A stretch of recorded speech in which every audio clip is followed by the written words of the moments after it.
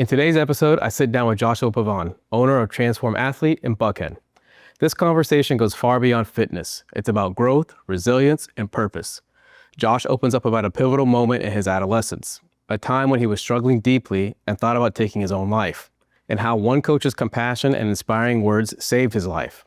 It's a story about redemption, but also about how the right person at the right time can completely redirect someone's path.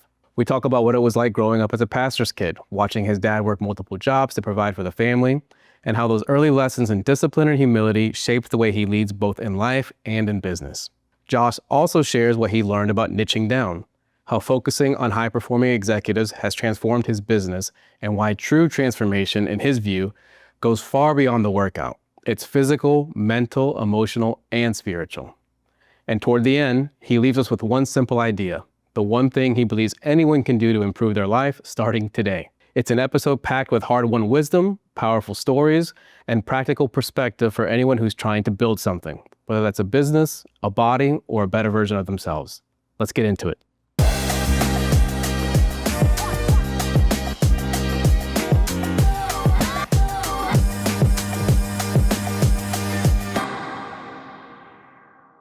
Dude, I'm so happy that you're here, and thanks for coming in. You were one of the first people that I reached out to. I don't think you knew that. No.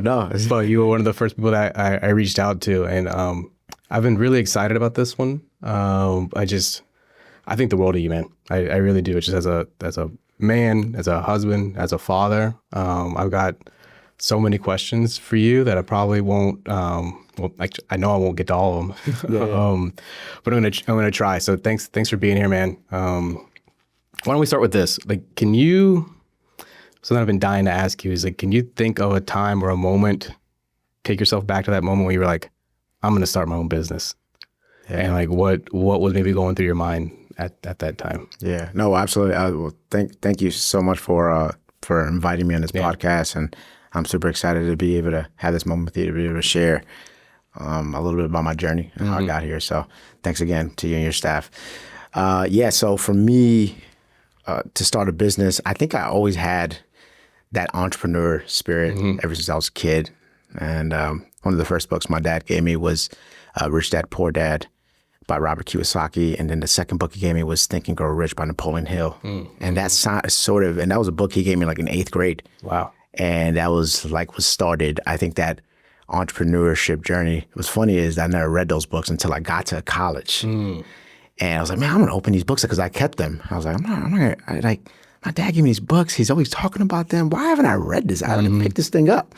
So when I picked it up and I read it, I was like, oh, man, dude, I should have read this when I was in 8th grade. It's like, man, my dad really knew what he was doing. So my dad had that entrepreneur spirit as well. So I think that's what really got me to the point of starting a business and, getting to where I'm at today.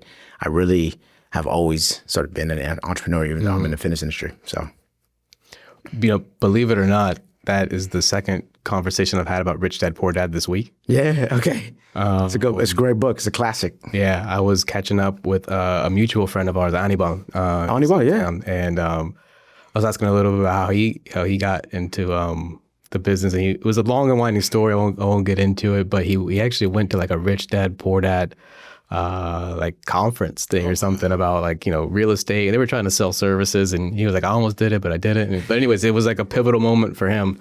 That's such a good book too. So that's cool. Do you, as far as growing up, you said you always had an entrepreneurial mindset. What was it? Can you remember any a lemonade stand or something? What, something? So grew up, my dad was Ecuadorian. My mom's Dominican. My parents moved from, their countries at an early age. I think they were they're in high school, early high school, I believe. And they got married, and then, we had 4 kids. I'm the youngest of 4, grew up in Long Island, New York. And my dad was a pastor. So, but on the side, he also worked gigs, taxi driver, had a little laundromat business, had some real estate. And he was a hustler. So, small little church, but he also did this stuff on the side. So I think that I didn't even know that he was doing that stuff, but I think he would always just he would give us plant the seeds. And when I got a little bit older to understand what he was doing, like then he got into the car salesman, and he was a phenomenal car salesman. And so like my dad would share stories with me, and I didn't know at the time what he was doing, but he was just planting those seeds, like how to sell, how to market, how to, everything is about psychology and understanding people and communicating, asking good questions, listening, our active listening. And so, but I didn't know I had this entrepreneur spirit. I felt like I was now looking back, I had this leadership ability, that I could influence up, and I could influence the people around my circle. And I always decided I want to create my own leadership, my own path. And so I think that was something that I didn't realize what my parents did. And then when I got to 10th grade of high school, I had a PE teacher, that physical education teacher, that saved my life. And earlier on in my childhood, I dealt with a lot of depression, suicidal thoughts, and I wanted to commit suicide. And there was this coach, basketball coach, that just really didn't know that they were just speaking just words of encouragement. I would stay after class and ask this physical education teacher questions, Coach Tipton. And I was like, didn't know, like the last day that I was like, today I'm gonna do it. I'm gonna kill myself. And I Coach Tipton said like some words that really resonated with me at the time, and it was something along the lines of like, the decisions you make today will determine the stories you tell tomorrow. And I was like, man, do I want to make this decision to like ruin my life? I don't want to deal with this pain anymore. And I get home, I get off the bus. At the time we were kind of struggling. We lived in a basement, and I go downstairs to the basement. There's no one home. I go to the kitchen and I grab the knife and I put it close to my neck, and I'm like, all right, I'm gonna do this. And I'm like crying. I'm wrestling with this, like, I'm gonna do it, I'm not gonna do it. And something just said, put it down. And at the time I didn't know, but I believe that was Jesus, like saved my life there. But having this coach that really made an impact in my life and was just a physical education teacher, but made the biggest difference in my life, because I wouldn't be here today if it wasn't God using that coach.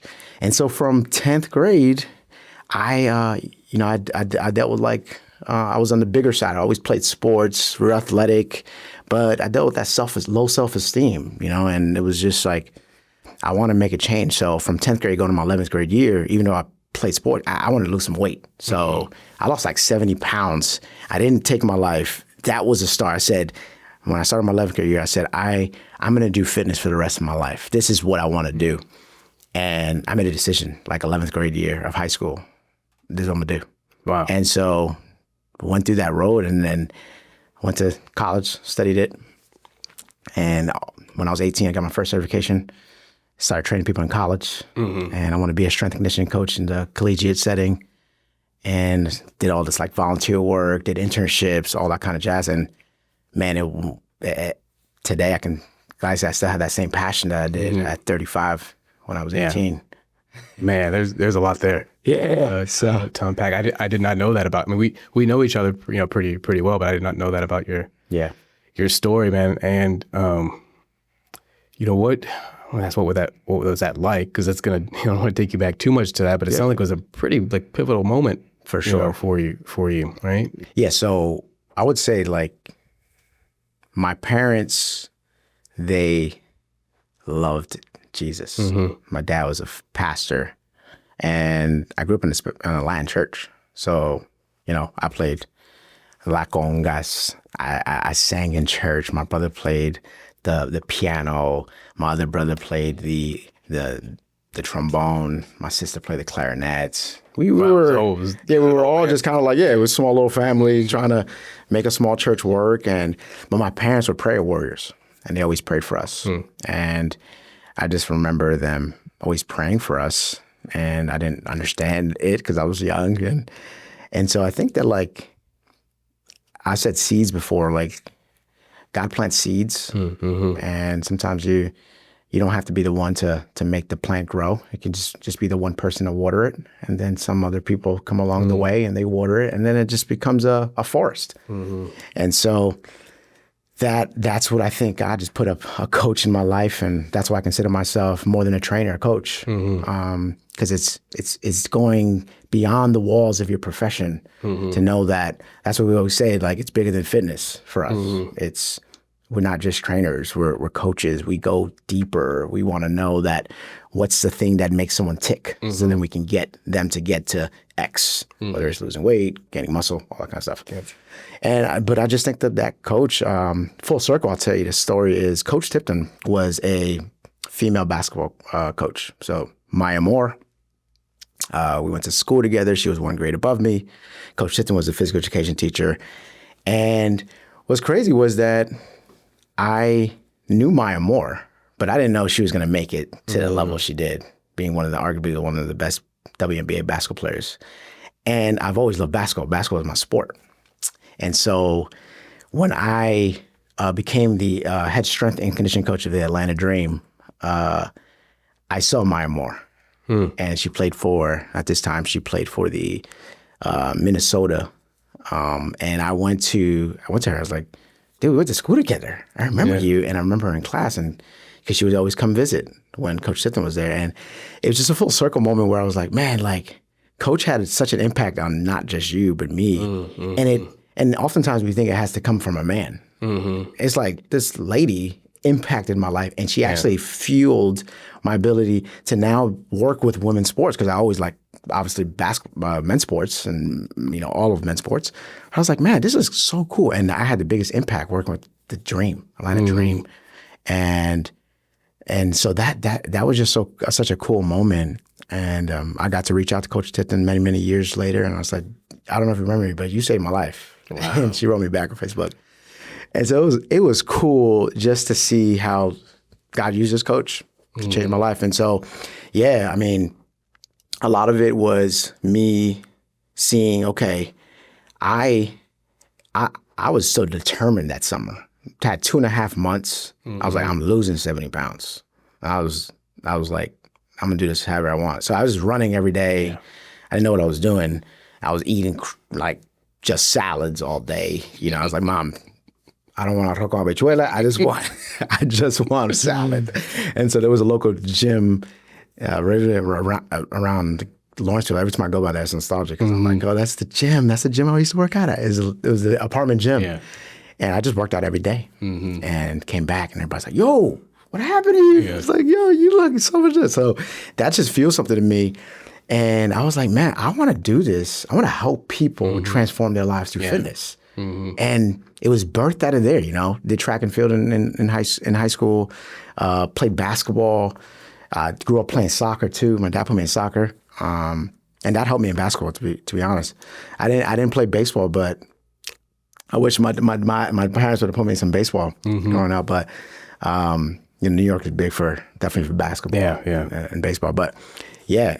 And then, like, when I was 18, I was like, I'm going to get my certification. I want to educate myself. I want to get better at this. I went to school, got my exercise science physiology degree. And that's where I just grew this urge to, like, learn. Obsessed with learning. So I wanted to get around the best strength and conditioning coaches. I wanted to do all the free work as possible, because I wanted to be a sponge and get everything. And that opened up a lot of doors later for me. And I'm grateful for the free work I did. As I was preparing for this, one of the questions I wanted to ask you was if you could share something about yourself that maybe people don't know, but once they hear it, they'd be like, oh, that makes a lot of sense. And you already answered it, right? Like I knew that a big part of your business was not just the training, right? That it was the mindset and everything else that goes into it mentally behind why you're trying to accomplish what you're trying to accomplish. But I didn't know why. I mean, I know it makes sense that that's something a lot of trainers talk about, but even like in the name of your company, right? Transform Athlete, right? It makes a lot more sense now given your entire story, right? Yeah.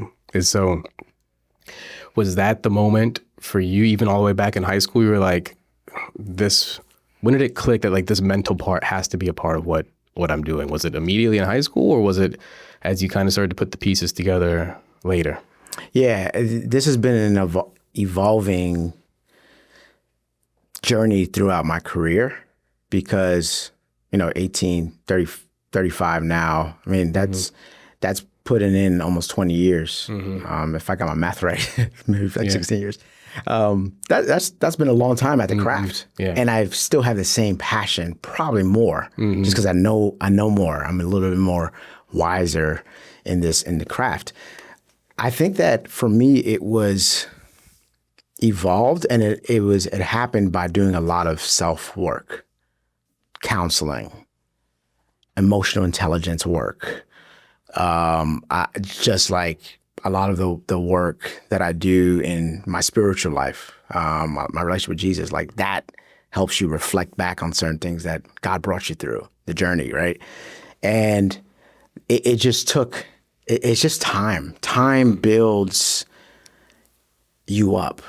Time in the trenches, in the valley, helps you become a better person. Pain is often good because it teaches you something about yourself. And so that's why I love fitness, because when you're hitting the weights and it's something that's hard, maybe you don't think you could do, it's a mindset shift. So you got to believe this is possible. And think about the think and grow rich and think and grow rich. It's a lot of money management. It's about mindset.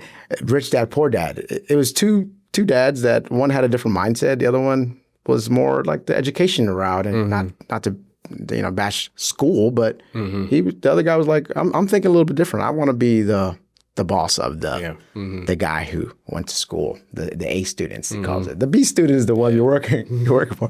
So that to answer your question, it just has evolved over the years because I've done a lot of self work on myself, and that's really allowed me to, and reading books on psychology and understanding what does emotional intelligence mean, and what does that mean to me?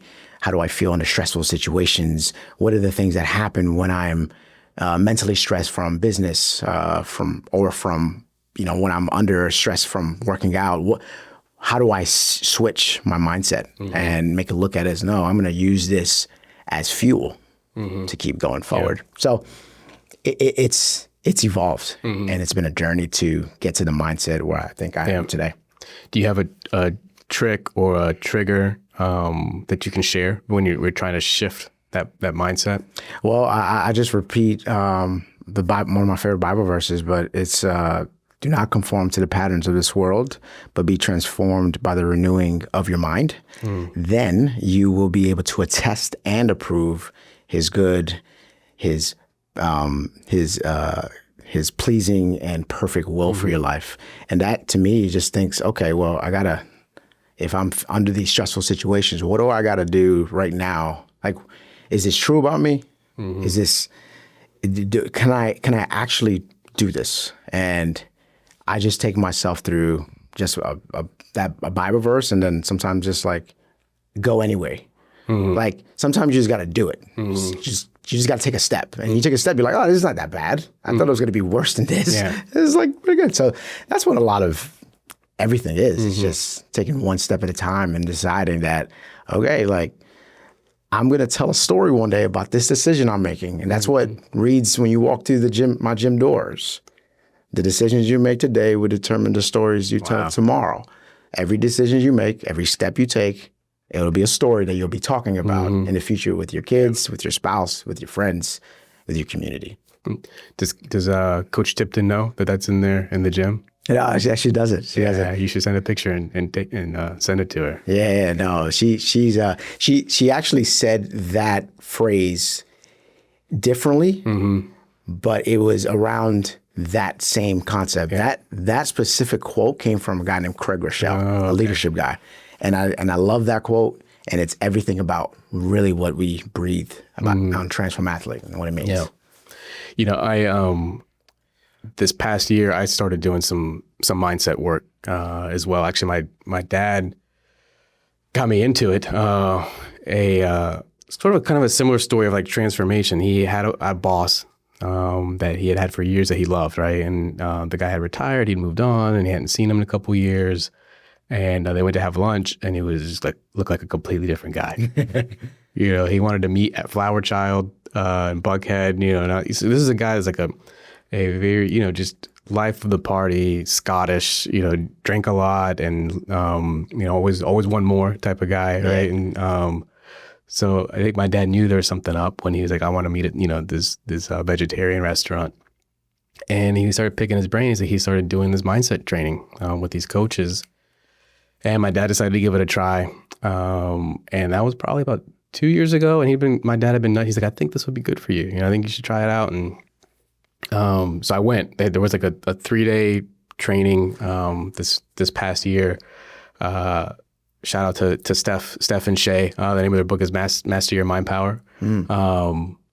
But one of the things that I've been working on that they talked about is I call it like an activation phrase, or like a passion phrase. So like first thing in the morning, you don't want to get out of bed, right? And what I might have heard from what you just said was like, do it anyways, or just go, or something. And I struggle with it so much. I'm in the morning, my bed's nice and warm. I don't want to get out of bed, right? And I tried geek myself up to just get up and go. But that's why I was asking you, do you have any special tips or things, to share? Because I think that's just so important, right? Of trying to find that motivation. Do you find, how does that bleed into the coaching that you do with your clients? Yeah. Well, I always say that there's a whole bunch of quotes in our gym. I love quotes. And these quotes are the quotes that really have made a difference in my life. There's many of them, but I may just add more quotes. But one of the ones that I have is I think by Jim Rohn. And it goes like, motivation gets you started, but it's habit that keeps you going. And so I think a lot of times mindset is thrown around a lot in every industry, like mindset. And it's like, I think you have to understand what voices are in your head. You always got that good voice and the bad voice. And I sort of look at it as like, if I'm working and I got the TV on in the background and it's not that loud, but it's loud enough where I can hear it, but I can also focus on my work. That's what our thoughts are. And whatever you hold captive to, that's what becomes part of you. So if you're hearing that and you're like, oh, like, not good enough, boom, seed planted. And then now when you hear somewhere else, you'll realize that it's playing in the background of your mind all day long. You're not good enough. Every time you get in stressful situations, see, you could have done better. See, people, they're judging you right now. See, you're just always going to be the same guy. You're not going to change. You think you've changed? You haven't changed. And you start having these conversations in your own head. You don't even know you're having it. It's in the background.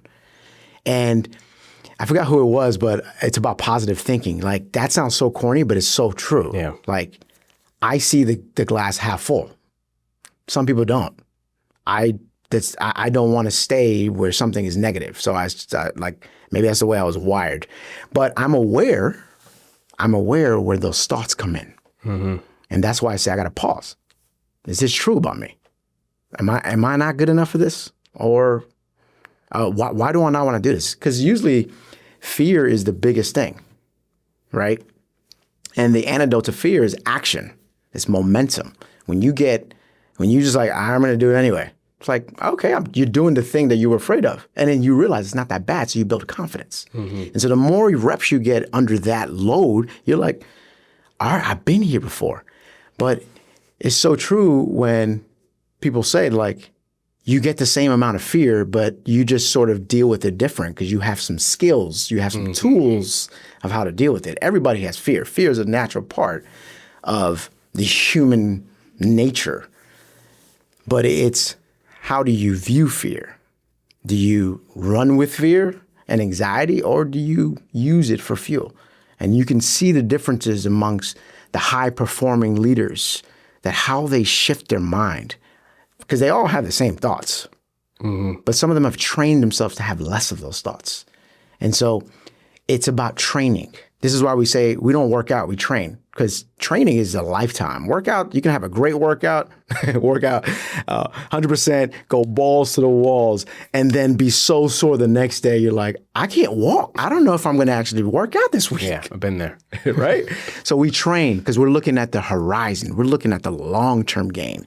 It's just like business. You look at the best leaders, the best people in the finance world, entrepreneurs, they're thinking long-term. Everyone wants instant gratification. Everyone wants, we live in a day and age, it's like, man, like I want it now. Everything, like the groceries, you get everything to your doorstep. And I think that some things just gotta be, you gotta put reps in. You gotta grind, and you have to sort of fall in love with the pain a little bit in that process. But you don't have to do it alone. And I think oftentimes, people, one, faith fuels that, and two, community fuels that. So having a village, having people that can say, hey man, dude, like, let's go, bro. Like, it's hard. I got you. Let's go together. Right. I have something in my gym in the back. It's an old African proverb. It goes like this. If you want to go fast, go alone. If you want to go far, go together. People need that. You need other brothers you can link on with and say, you know what? Yeah, bro, I just don't know what to do next. Can I get some help? So that's like all these principles are things that I teach. I say all the time, principles are few, methods are many. Success leaves clues. Like you look at all the most successful people in any industry, they're very similar. They just have consistency, and they're willing to endure long enough to keep going and get the job done. And when they get there, they're like, all right, like, what can I do next? Yeah. But I have another conversation about that. But yeah. How much of that, well, obviously, I mean, it sounds like you build that fellowship into your program and training. I mean, in my head, right, I'm thinking, I got a trainer, I go to the gym. Yeah. I'm going to put in my, 30 minutes, go 40 minutes, work hard, and then I'm out and leaving. But it doesn't sound like that's what happens at your gym. Yeah, I mean, it's evolving. I always say you're under my care 168 hours in a week. It's not the 2 or 3 I see you or the 4 training sessions I see you. It's the ones I don't see you. So anyone can give you, I mean, you go on YouTube or you go on Google or you can ask ChatGPT, build me a program for this, some fat loss, blah, blah, blah. It'll give it to you. That's great. You can ask the same thing for nutrition. Give me the perfect meal plan for this, blah, blah, blah. That's great. However, there's one missing ingredient. And that missing ingredient is what I'm in the business of, and that's accountability. I'm in the business of accountability. Bigger than fitness, I'm in the business of accountability. If I can't get you to do X, you're not going to lose weight. You're not going to gain muscle. You're not going to get out of pain. You're not going to get to your goal. So what do I got to do? I got to hold you accountable. So we have that through different metrics. One of those things is we're a hybrid facility, Transform Athlete. We have an app that allows us to look at wearables, your Apple Watch or your Whoop Band and all that. I can see things. How well did you sleep? How many steps did you get? Did you check in if you are on doing this nutrition plan? Did you do that? Did you get 150 grams of protein? These basic things that oftentimes people don't think about, but it's just like, if you can't execute the perfect thing, I mean, think about it. The world is drowning in information, but starving for wisdom. People want like an opportunity to be like, yo, what is like the things that I just need to do? Because there's so much, like there's this diet plan and that diet plan, and I can do that work, I can do HIIT, I could do LIST, and LIST stands for low intensity steady state cardio. And I could do heavy strength training, I could do all different types of stuff. And the thing is like, which one are you willing to do long enough and stay on that program? Because if you do whatever program you do, you're probably going to see some results. The one that works is the one you're going to do. Yep. Exactly. I know that you work with a lot of high-powered executives and people that are used to holding others accountable in their organization. How does that work with you holding them? Now all of a sudden there's somebody in their life that's holding them accountable. Yeah, that's a great question. It starts with them understanding who you are. I think when you build trust with people, they're willing to let you in, and they're willing to say, you know what, like, I didn't get to where I'm at today without a coach or without some mentor that I had in my life. So all the greatest leaders understand that they need a coach too, and multiple coaches, right? And so I think that when they build trust and buy-in, when I build trust and buy-in with them, they then start to trust me enough to hear me out. And they start to then listen to things that I'm saying. And I think that comes with the art of coaching and the art of training. There's two different things. And a lot of what we do, it's more so psychological. And it's really saying, okay, where is this person coming in? What is their goal? What are they dealing with? Where do they want to go? And how do I get them there the fastest? Because everyone wants quick goals, right? So, and whatever business you're in, if you can't get results, then you're gonna go out of business.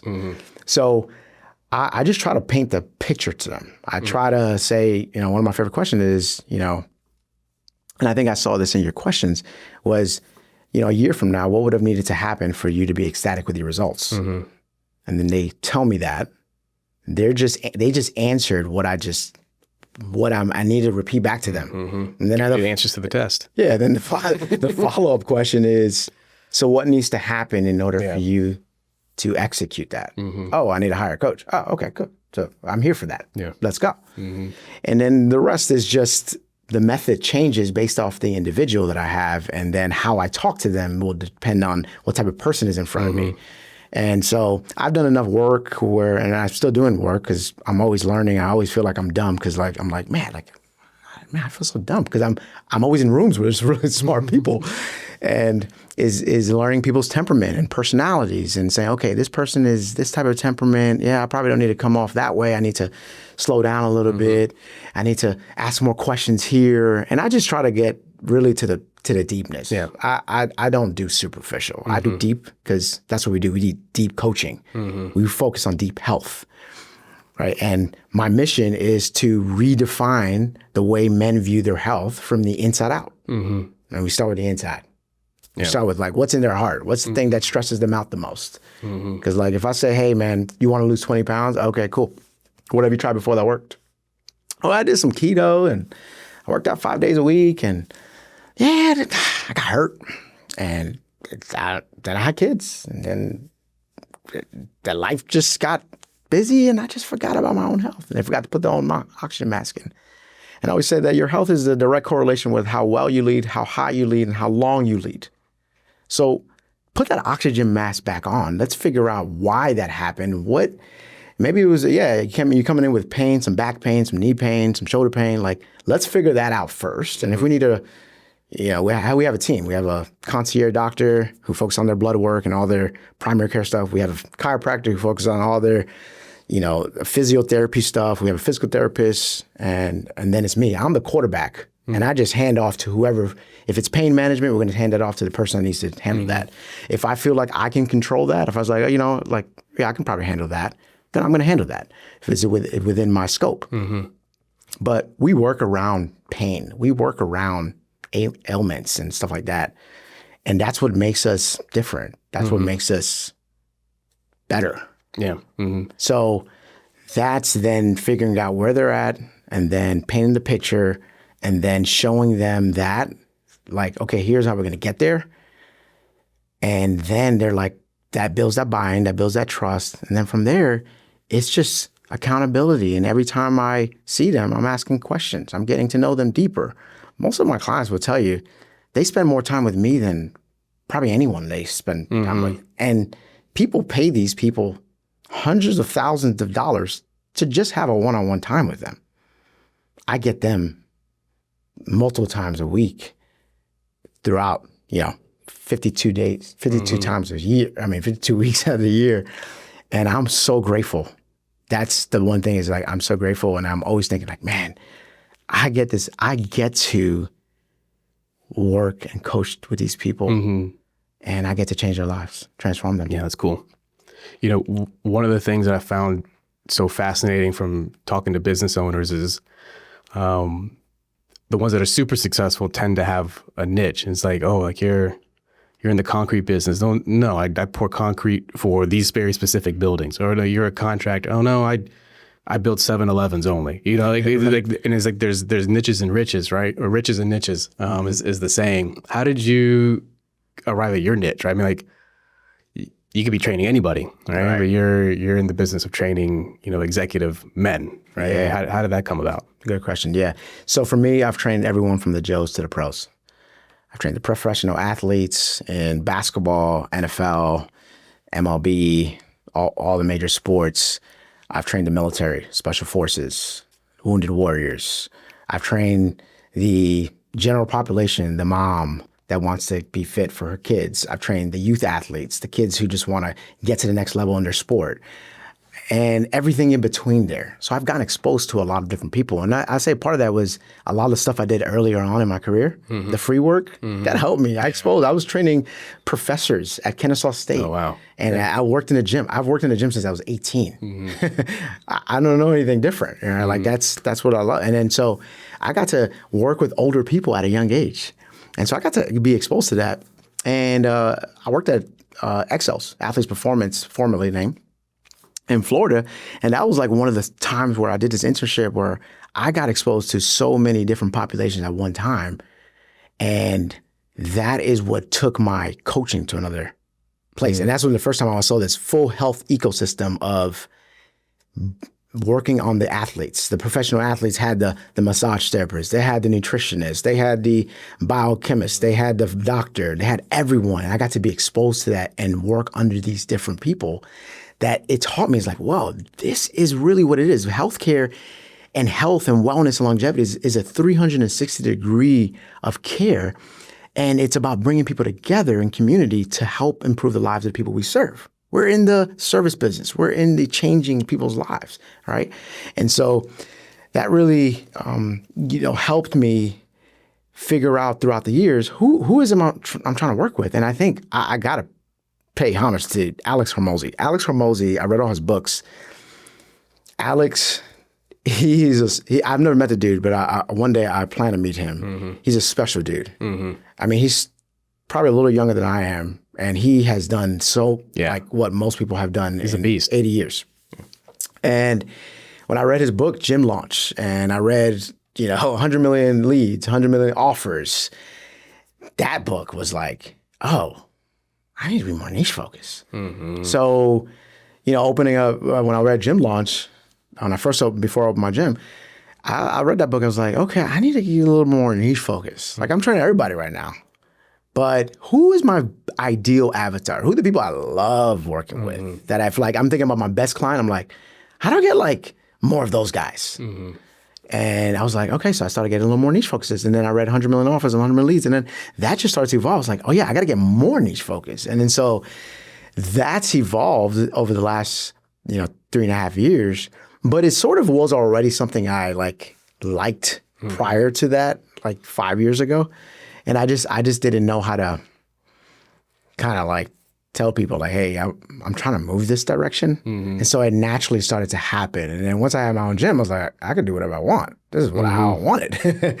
And so I eliminated half of the population. And I was like, okay, how big is Atlanta? How big is Buckhead? I was like, oh, okay, well, it's got about 8-7 million people. It's like, okay, well, if it's 50-50, that's half. All I got to do is get like a few of those people out of the, 3.5 million people in Atlanta. I was like, I can do that. I can build a business off that.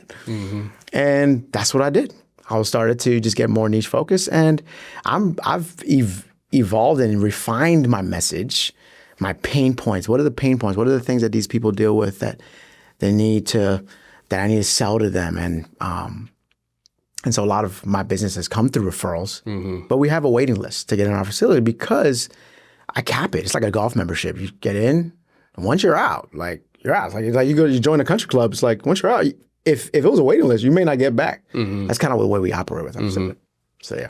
Are you thinking? I mean, obviously, you have to reach a level of success to have a waiting list, right? Are you thinking about doing anything different? To be able to service those people, or to get more buy-in from the people that you do have. I mean, is there anything? Yeah, that's top of mind. I mean, I think for us, for me specifically, I'm always thinking of what are some things I could do different? What are some things I could do better? And one of the things because I truly believe in it, is I had been a little hesitant.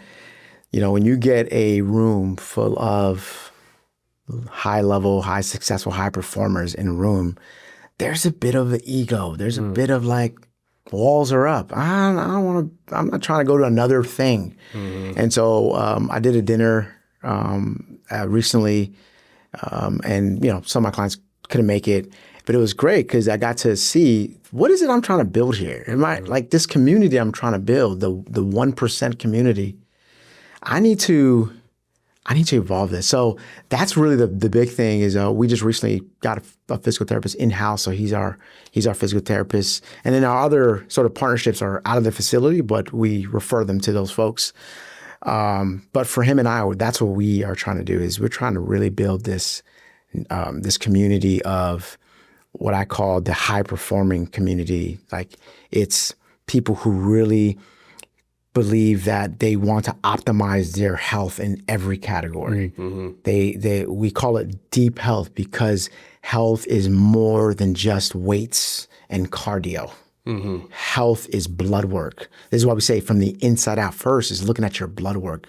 What does that say about your profile, right? And so creating this community with other health professionals and then coming together and bringing in a room with high performers, it builds more buy-in. So that's what I'm working on now because I see that there's just a need. I mean, the future of every industry, I think it's going to come down to how well you build a community of people who buy into what the message you're preaching.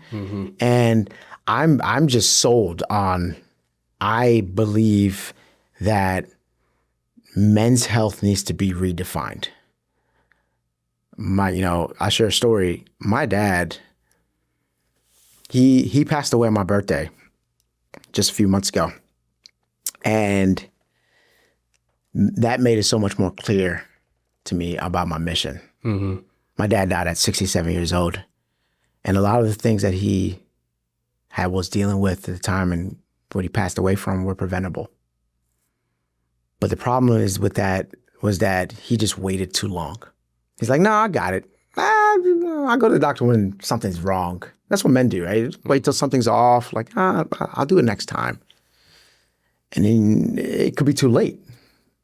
And I've seen that for so long. And this is why women outlive men. It's statistically. Women outlive men by at least 5 years, if you look at the data. And they have been for a long time. Now, the women don't carry as much of the different stresses that men do, but they are stressed too. They got a lot of things, but they just go to the doctor. They go to the gynecologist. They go to the doctor regularly because they want to do the checkups. What if men did the same? How many men would live longer? So I decided to figure out why. Why do men not go to the doctor earlier? And it's often because laziness, I don't really have a problem, so why do I need to go? And honestly, men are stubborn. Men have their walls up. Yeah. It's hard to get to the heart, right? And so I want to teach men how to be more preventative versus reactive. And that's what what I mean by redefining men's health. To look at men and say, you know what? Like, what does it look like for you to be 90 years old, playing with your grandkids, running, doing some of the things that you did earlier on? What makes you think you can't do that? Because your chronological age doesn't have to be your biological age. I have a 76-year-old man in my gym who I always preach about because I love this guy. He can do 11 pull-ups. I mean, I've seen him. He had lung cancer in 2020. And I've seen how it's transformed his life today. He's still working with me. And he even said, he's like, you're like having like an extra policy, insurance policy. I pay you, man, because you're giving me 10 more years of my life. That's way worth it. So now we're not looking at the dollar amount. We're looking at the cost of what is it going to take for you to make movement in your life to actually live longer so you can, but not just live longer, but live well. And so that's why I'm into longevity. And you're starting to hear a lot of people talk about longevity. The medical clinics are going up everywhere, like Ozempic and blah, blah, blah. Yeah. And that's part of it. I think that's where we have some breakthroughs in medicine. And I think that there's going to continue to come a lot of that, but it just doesn't just stop there. It's like we absolutely know the data is clear. Strength training is it's vital. And so when I see that, and that's what makes me say, you know what, I'm not stopping here. And I see my dad pass away, and I'm like, Dad, I'm doing this for you. And seeing my dad at 67, man, like when I see my older clients, I'm like, man, like this could be my dad. This could be my dad. So that's my dad is part of my mission too.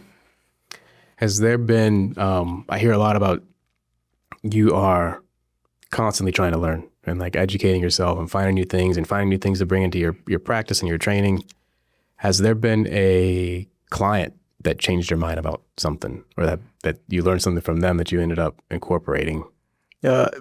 Man, yeah, so many things, because I train a lot of just very successful people, and I'm able to get a lot of things that you would get from podcasts and stuff that you would learn from books. So many people have written books. I would say if I had to pick I always say this, like in this order. I love Jesus first. So my faith is very important. It's the most important thing. I love my wife, Jessica. So that's my most important job. Second is to make sure I continue to be the best husband I can be to her. The third thing is my kids. I have 2 kids. Third one on the way is to be the best father I can be. And the fourth one is to live out my purpose through fitness. Fitness is the gateway to everything else that will create. But it's not the first thing. And so all of this is like it's a domino effect. When all these things are in check, I'm a better man. So a lot of my clients are dads.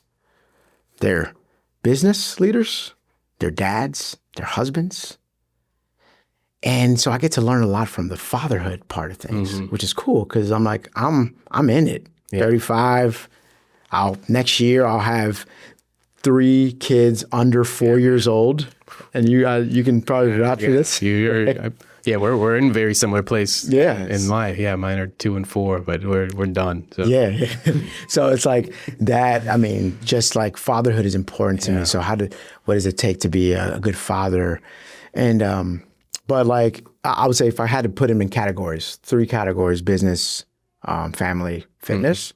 I would start with business. Business is, I would say that, like money management, mindset. And one of the things is looking at different vehicles of how you can park your money. One of them being life insurance policies, like whole life insurance. I didn't know anything about that, term life, whole life. But I started getting educated, and these guys tell me like, hey, this is how the Rockefellers did it. They did this. They parked their money here. And so it was like that opened my mind to other areas of diversification in business. So that's been huge. And then so I say that's been a newer thing, and it's evolving. 2 is when it comes to family, it's that be so intentional, even if it's 10 minutes that you have, be so intentional that you put the phone away. You don't uninterrupted time. And so they all have different strategies, because they say like, dude, once they're in your lap one day, and then one day they're just like getting married. And some of them, they've been there, so they know. It's like, man, it goes by so fast. So like really, really, truly sit in those moments and be intentional and love your kids and laugh with them and tickle them and be fun. And because life is short and you never know when your last day is. And so like that's been so crucial. So I try to be intentional. When I get home, I leave the phone in the car before I go in the house. I was going to ask you. Yeah. And that helps me just be present with them. The third one is just like, obviously I try to stay up to date on everything when it comes to health, but like I learn things from my clients when it comes to health. Right? Like some things they're trying. So like we talk all things like cryotherapy, we talk about peptides, we talk about, testosterone replacement therapy. I mean, we talk about red light therapy, saunas, cold tubs, all these type of things. And I asked this question at one of our dinners. I said, if you had 30 extra minutes in your day for your health, how would you spend it? And so I got to kind of hear everyone go around the room, say their part. And it was cool because they all have a little bit different, like they had a message. Say again? So what a good question. Yeah. And so one of them was like sleep. And I was like, man, that's just a powerful one. Yeah. Is sleep. So, but like for health, it would be that one. And so that's what I would say. I mean, there's so many different things I could go along, but those are the three I would say that I've learned from my clients, and then I continue to learn from them. I learned so much. Yeah, man. There's a couple of different things I thought of while you were going through those. One of them being all the different health things that people are trying to do. And I heard on a podcast, I think it was Gary Brecka earlier this year, saying that he went as far as to like put a mini gym inside of his hyperbaric chamber. He was like trying to double up. It's like, man, you're out of control. Gary's another level, man. I love Gary. So I thought that was cool. And then just to get this whole thing about mindset and family and children and trying to make sure that you're present. And one of these viral videos I saw earlier this week that really caught my eye was a mom. And she had a little counter in her hand, and the caption said that she was going to count how many times her kids say mom, like throughout the day. And so she's like, and said, mom, and, she's got this like really annoyed look on her face, and it's like, it's only 10 o'clock and there's been 132 times, whatever. So she gets to the end of the day, it's like 400 and something times, that her kids had said mom. And I'm a sucker for the comment, for the comment section. So I click comments because I knew what I was thinking in my head, but I was curious. And of course, the top comment was like, "You're gonna miss this," when one day. And I don't know, if she meant it that way or not. She looked annoyed, but it's mindset. Sometimes that mindset comes from wisdom, right, and it being gone. So yeah, so it's so true, man. It's like when I see my kids, they run. Every time I get home, roughly around the same time, they just run to me. And it's just the best thing in the world seeing them run to me. So it's true. Like, oh man, it's like, I love it. And I was like, man, I never want this to stop. I get emotional because I'm like, man, it's so beautiful. So yeah, man, I never want to take that for granted. Well, one way to keep that going is to keep having more kids. Exactly. Just keep going. Keep going till the good Lord says stop. Yeah, man. He said go be fruitful and multiply. Yeah, okay, so I'm taking that to the to the one thing I wanted to ask you is as a trainer, you're in the business of accountability and helping people break bad habits. Can you share a habit that you've either broken recently or that you're trying to break? Yeah, personally for myself. Yeah.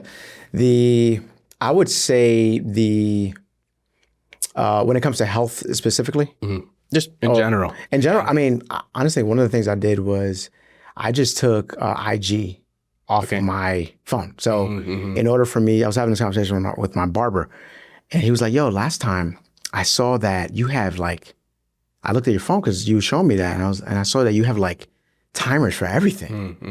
And he's like, "Why do you have time for everything?" And he was talking to himself, and then he's like, I actually did that, and I felt good about it. So we were talking about it today, and he said, yeah, like it really has made a difference. So I have timers. It gives me awareness. I think the first thing I tell people, no matter what you want to change, is you have to have awareness. Awareness of what are you doing wrong, and what do you want to change? How are you going to do it? Right? Because you gotta basically figure out everything's a trigger loop. It's a loop, and you gotta figure out where the thing is that you're trying to get unstuck from. So for me, it's just like, okay, I'm in the fitness industry, obviously fitness and wellness and health and so on, workouts is part of the culture. Like you're on time, you're putting content out, and you're trying to make a lot of content. And so one of the things I did was I literally took all social media except, the ones that Instagram off of my phone, because that was the one I felt like I was spending the most time with. And I took it off my phone, so I got to download it every single time I want to get on. And then I put a timer, and I really try to stay like 30 minutes at most. And sometimes I don't even get on. Because also another thing I did was I hired a VA. And the VA world opened my eyes to like, wow, like I could literally start a business in fitness for trainers if they understood what VAs are. Because one of my clients has one of the largest VA companies in the Philippines that he's actually opened. And I got to learn about the virtual assistant world because I thought I was like, bro, like, what? That's not like a bot. Yeah. And man, like to be able to change their lives, and I got to shout out Issa. Issa's my my VA. She's on our team. She works. She does all my social media. So she handles all my social media. And that really helps me a lot because I just basically try to develop the content. She basically goes and does it for me. Yeah, man. A good VA is worth its weight in gold. So that's a bad habit. Yeah.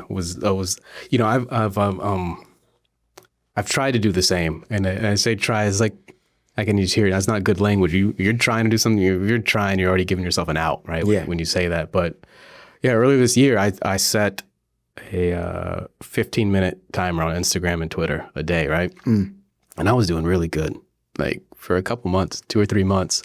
What happened to me was college football season. Oh. And I love Twitter and college football. It was like the games, and I just found myself hitting ignore. Yes, and what I'm trying to figure out is if I really do have the what's it called, like the self-control, like, okay, football season's over, it's time to shut this down, or if I'm going to get sucked back in. I don't know. I don't know. It's hard, especially when sports is back in town. It's hard to give it up. But yeah, I mean, setting some guardrails is key and important. But another one that I think for health, because obviously this is our conversation is around health as well. So years ago, I was dealing with anxiety and panic attacks. And I was like, man, I thought like, and at the time, now that I know what I know about my heart, I was have some heart stuff going on. But I was dealing with panic attacks. And so one day I had a long day of sessions, clients that I was going to see that day. And it was in the morning, and I'm sitting down and I'm working on the computer, just kind of getting all the programs ready for the day. And I just like, the world just starts to close in on me. Like my mouth gets numb, my body starts to like shiver, and my hands start to close up, my palms get sweaty, my heart is pounding heavy. The world just feels like, I was like, is this how death feels like? I'm about to die then. and the last thing I remember, we worked with Northside Hospital Sports Medicine, so they were on the other side, so I can like go to our physical therapist. I was like, hey, dude, bro, like, I don't know what's going on. Like, I think I'm having a heart attack. Something's happened. And he's like, lay down, bro, I got you. So he's like, all right, I'm gonna call 911 or whatever. And I'm like, bro, no, you don't understand. Like, I'm about to die. I think I'm about to die. And I'm telling him, he's like, bro, where are they at? Why are they taking so long? And when you're having a panic attack, at the time, I didn't know it was a panic attack. I'm having a panic attack, and it feels like it's eternity to these, and the ambulance comes, and long story short, I get to the hospital, and they're like, sir, you had a panic attack. I was like, no, you don't understand. Like, you got to check my heart. And I didn't feel like a panic attack. And I did realize that was a panic attack. And that was a result of too much caffeine. And so I made a rule. That my rule was, I'm going to not do caffeine past 12 o'clock, most 1 o'clock. Like, sometimes I go like, I'm like, okay, it's 12:37.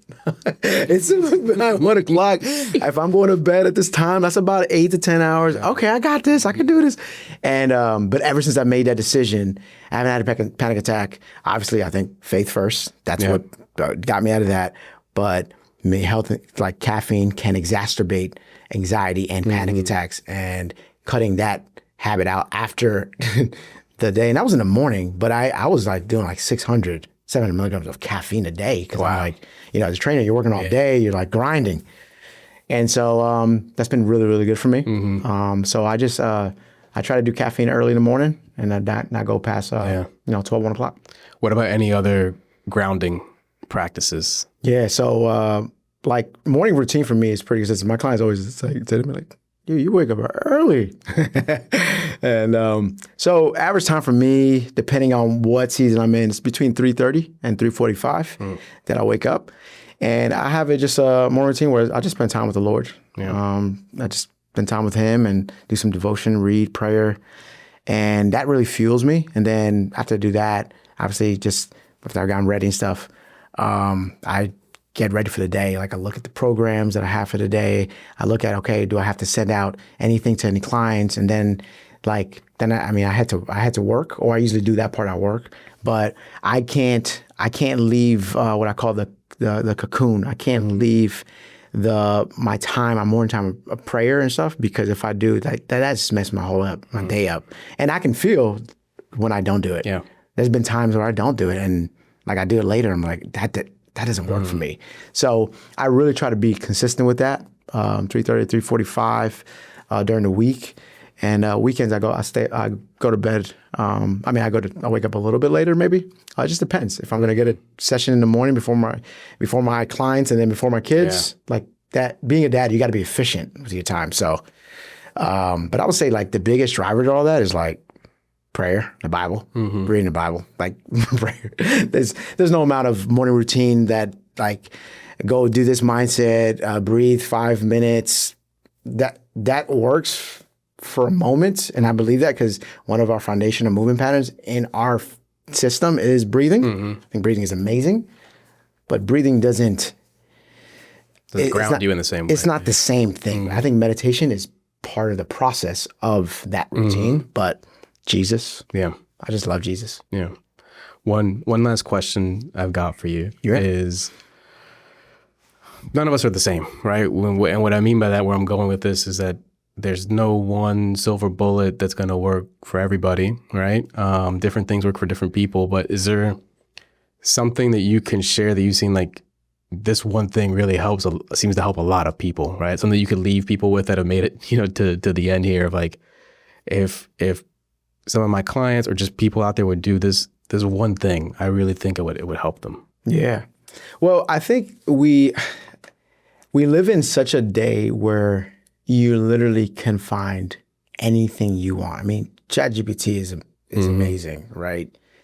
And so there's just so many directions that we can take it. If we're looking at nutrition, there's some principles I like to live by when it comes to nutrition. If we're looking at training, strength training, conditioning, there's some principles I want to live by there. When it comes to family dynamics, when it comes to marriage, there's like a few principles that they're all pretty much the same.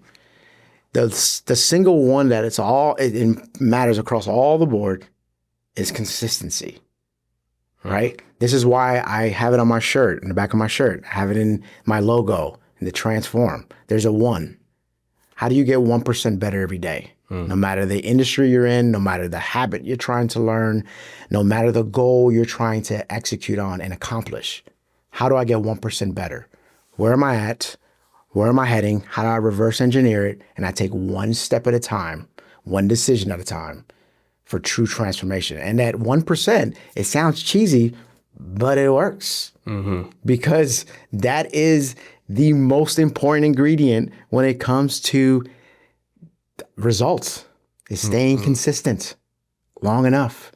Everyone wants like the quick fix, but transformation is like evolves. It's like a long journey. It's like you're here today, but you won't be the same a year from now. You won't be, if you stay long enough, you're not going to be the same. So your mindset will change, right? Your body will change. Your emotional health will change. Your decisions will change, because now you're thinking like the new guy or the new lady, right? So whether you're male, female, you can apply that 1% concept to being a great mother.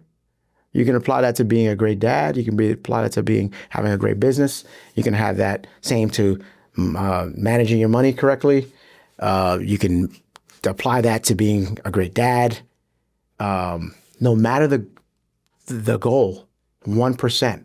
One of my favorite books, it's really where a lot of my business system and philosophy and methodology came out of, was Atomic Habits by James Clear. Don't rise to the level of your goals. Fall to the level of your systems. Yep. And systems are what allow you to execute like clockwork automatically, no matter what you're dealing with, right? I have a system in my business. I have a system in the way I operate my own life. And I just stay consistent long enough because I've created the system, right? Chick-fil-A. They got a system. You go to every Chick-fil-A, my pleasure. If you don't hear, you're like, that's part of the system. Why didn't they say that? You feel kind of like They gonna fire you. in every business. McDonald's. I mean, you're gonna get a Big Mac the same way here than you get in another country. So, it's all about creating the 1% mindset and the system. So we say B1B, become 1% better. Amen. Systems. So that's what I would say. That's what I would leave with people is. If you want to really transform your life and have a healthy, fulfilling, purposeful life, start thinking about your health as more than just fitness, because it starts with mindset first. And then it shifts into the physical part. Okay, what do I need to do? How many days a week do I need to execute my strength training? And then how many days a week do I need to do cardio? And then, okay, who's my community around me? So like having relationships, that's part of relational health, very important. Environmental health. How am I setting the environment? When I go home, do I have all this like unhealthy food around the kitchen table in the pantry? Or is it healthy? Is it set for me to execute and win? Your emotional health. Like, how am I feeling right now? Man, you know what? Like, I have a client who tells me all the time, he's like, bro, I've never understood my emotional health till I got to know you. You taught me like how to listen to my body when I drank too much. I'm like, yeah, I shouldn't have done that. That actually made me make that decision. I actually ended up eating that food that I probably shouldn't have ate, right? And so all these things are like, they're just so, they're tied to one another. And it's like a domino effect. When your mental health is off, then your physical health is probably gonna be off because you're probably not gonna lose that weight because your blood work is off, your hormones are off, and that's gonna affect your relationships. Your relationships are off, that's gonna affect your emotional health. Your emotional health is gonna affect your environment. Your environment is gonna affect your purpose, your existential health. And then that's going to then lead to this unhealthy human, right? So they all gotta be in check. And if you put 1% of effort in each of those categories, you will be a better specimen. You'll be a better human. You will live fulfilled. You will, what I say, make your dash count. When people go to the cemetery, the two things that are common to people is the day they died and the day they were born. But that little dash, a little line between them is what did you do with that dash?